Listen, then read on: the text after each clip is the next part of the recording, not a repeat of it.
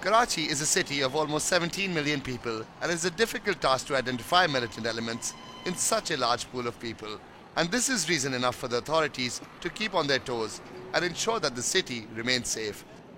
Now, following the escalation of terror in the country, last week we brought you a report showing you how easy it was to roam around with tinted windows in Karachi and conceal your identity.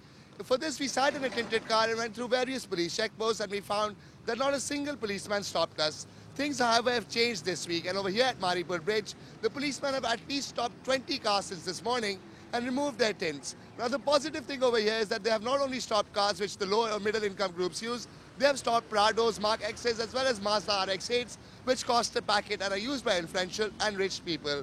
Now, given the security situation in the country, this is a very positive thing because nobody knows who is behind those wheels, and if you're roaming around in an expensive car, there's barely anyone to stop you. Even though this is a positive step taken by the Karachi police, history forces us to be skeptical.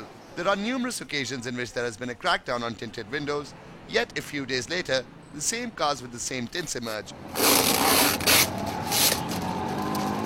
While the police once again starts to turn a blind eye towards them. Hopefully, given the security concerns in the country, this might be a permanent policy in the city of Karachi. Abid Hasan, Dawn News, Karachi.